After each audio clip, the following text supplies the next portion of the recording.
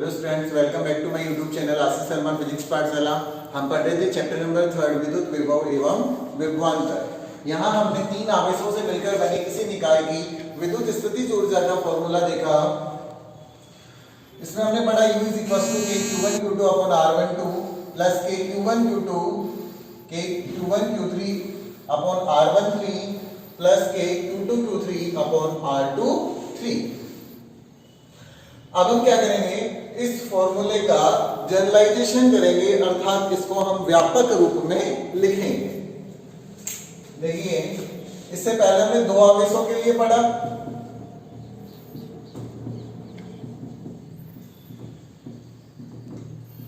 दो आवेशों के लिए क्या है हमारा कि Q1 Q2 upon R1 you का मान यही है।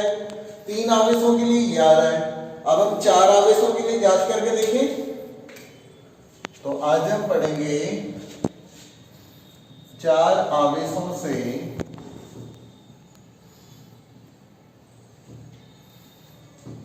मिलकर बने निकाय की विद्युत स्थितिज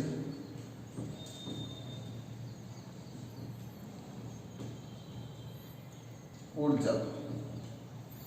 चार आवेशों से मिलकर बने निकाय की विद्युत स्थितिज ऊर्जा। मान लीजिए आपके पास ये Q1 है, Q2 है, Q3 है और Q4 है। हमें इस सिस्टम की क्या निकालनी है, इलेक्ट्रिक पोटेंशियल एनर्जी विद्युत स्थितिज ऊर्जा। देखिए, सबसे पहले हम क्या करेंगे, Q1 को लेकर आएंगे। जब हम Q1 को लेकर आएंगे तो यहां पर इससे पूर्व में कोई आवेश उपस्थित नहीं था, तो इस स्थिति में हमें कोई कार्य नहीं करना होगा। तो W1 का जो मान है इसको यहां विस्थापित करने में अपने मान लिया किया गया कार्य W1 है। Q2 के लिए W2, Q3 के लिए W3 और Q4 के लिए W4। हर बार हम यही काम करते हैं। तो पहले हमने W1 लिया, W1 की वैल्यू कितनी आ गई, 0। अब हम निकालेंगे W2।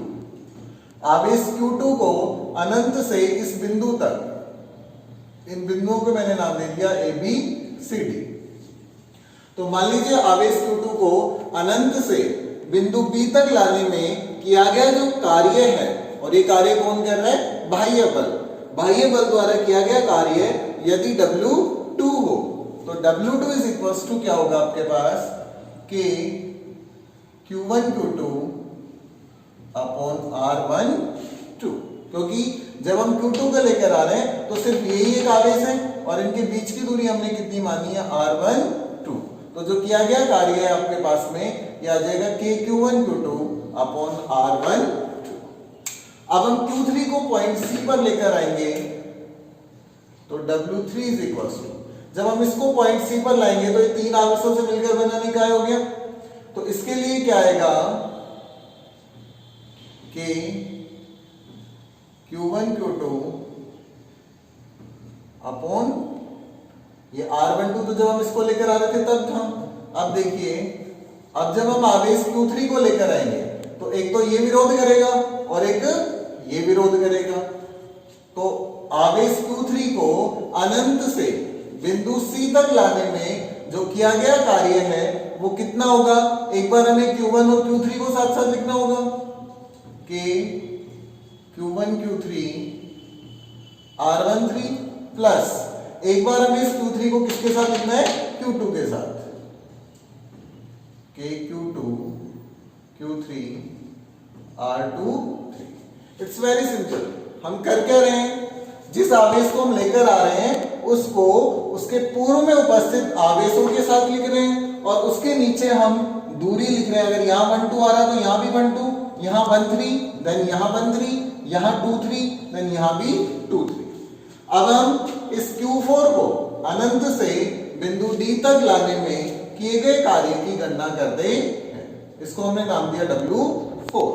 तो अब हमें क्या करना है, इस Q4 को, जब हम Q4 को अनंत से बिंदु D तक लेकर आ रहे हैं तो यहाँ तीन आवेश पहले से उपस्थित हैं, Q1 Q2 और Q3। तो हमें इस Q4 को इन तीनों आवेशों के साथ लिखना है। तो कैसे लिखेंगे हम कि Q1 Q4 R14 प्लस, इसके साथ लिख दीजिए इसको कि Q2 Q4 R24, अब इसके साथ लिख दीजिए इसको कि Q3 Q4 और R34। This is first, second, third and fourth. अब जो कुल ऊर्जा आपके पास आने वाली है U is equals to, that is W1 plus W2 plus W3 plus W4. So U is equals to W1 0, W2 K Q1 Q2 upon R12, W3 K Q1 Q3 R13 plus K Q2 Q3 R23 plus W4 Q1 Q4 R14 K Q2 Q4 R24 plus K Q3 Q4 R34। ये हमारे पास चार आवेशों से मिलकर बने किसी निकाय की विद्युत स्थितिज ऊर्जा का फॉर्मूला होता है। क्लियर? तो अगर दो आवेशों के लिए हो तो Q1 Q2 अपॉन R12, तीन आवेशों के लिए हो तो क्या है आपके पास, और चार आवेशों के लिए हो तो ये आ जाएगा। अब यहाँ हम क्या देख रहे हैं, अगर दो आवेशों के लिए हो तो एक पद आ रहे हैं, अगर तीन आवेशों के लिए है तो तीन पद आ रहे हैं, और यदि चार आवेशों से मिलकर बने निकाय की है तो इसमें 6 पद आते हैं। तो आप समझ चुके होंगे कि किस प्रकार से हमें विद्युत स्थितिज ऊर्जा ज्ञात करनी है। तो ये तो अभी हमने चार आवेशों की करी। अब हम मान लीजिए n आवेश हमें दिए गए हैं, तो n आवेशों से मिलकर बने किसी निकाय की विद्युत स्थितिज ऊर्जा हम किस प्रकार से ज्ञात करते हैं वो देखिए।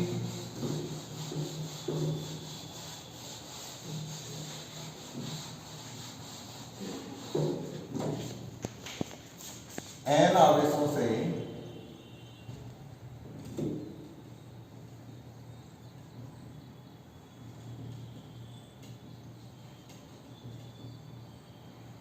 मिलकर बने निकाय की विद्युत स्थितिज ऊर्जा। देखिए अभी हम फॉर्मूला पढ़ चुके हैं कि जो U आपके पास आ रहा है उसमें K सब में कॉमन आ रहा है, Q 2 बार आ रहा है, और जो यहां आ रहा है वही यहां R के साथ आ रहा है। तो यहां मैंने मान लिया I और यहां मान लिया J, यहां भी क्या आ जाएगा I और यहां भी क्या आ जाएगा J। ऐसे सभी पदों को हमें जोड़ना है, तो जोड़ने के लिए हम क्या काम में लेते हैं, सिग्मा। इसको क्या बोलते हैं, सिग्मा, और ये योग का काम करता है। अब इसमें दो शर्त लगेंगे हमारे पास में, देखिए U is equal to sigma के QI QJ RIJ। अभी यहां पे क्या करना है हमें, I is not equal to J। I और J का मान एक जैसा नहीं हो सकता, क्योंकि I और J का मान अगर एक जैसा हुआ तो ये क्या बन जाएगा कि Q1 Q1 एंड R11। ये तो कहीं आ ही नहीं रहा था पद में। अगर ऐसे 2 हुआ तो कि Q2 Q2 R22, तो ऐसा तो कहीं होता ही नहीं है। इसका मतलब एक शर्त तो ये है कि I और J का मान एक समान नहीं होना चाहिए। दूसरी दिक्कत इसमें क्या आ रही है, देखिए मान लीजिए I का मान 1 है और J का मान हमने माना है 2, तो ये क्या बन जाएगा कि Q1 Q2 अपॉन R1। ठीक है, कोई दिक्कत नहीं है। लेकिन अगर हम इसका उल्टा कर दें, क्योंकि इसमें तो सब शामिल है ना, अगर हमने इसका उल्टा किया I का मान 2 और J का मान 1, तो ये बन गया KQ2 Q1 और R2। अब इन दोनों को देखिए, इन दोनों का मतलब तो एक ही होता है, चाहे हम KQ1 Q2 अपॉन R12 लिखें, चाहे KQ2 Q1 अपॉन R2 1 लिखें। इसका मतलब ये जो हमने सूत्र लिखा है इसमें ये प्रत्येक पद कितनी बार काउंट हुआ है, 2 बार। तो इस समस्या का समाधान करने के लिए हम क्या करेंगे, यहां हम लगा देंगे 1/2 और I is equal to 1, J is equal to 1। कहां तक? I is equal to n and J is equal to n। ये आपके पास किसी भी निकाय की उपरोक्त सूत्र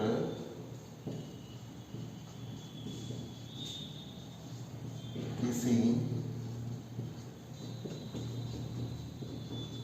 विद्युत निकाय की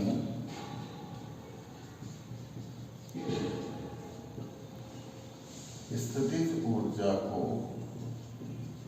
दर्शाता है या बताता। इसमें ये 2 चीजें आपको ध्यान रखनी है, I should not equal to J, means I और J का मान बराबर नहीं होना चाहिए, और दूसरा 1/2 हमने इसलिए लिया है ताकि ये रिपीट ना हो, 1 2 और 2 1 ये सेम काउंट होंगे। तो इस प्रकार इस सूत्र की सहायता से आप किसी भी निकाय की विद्युत स्थितिज ऊर्जा का मान ज्ञात कर सकते हैं।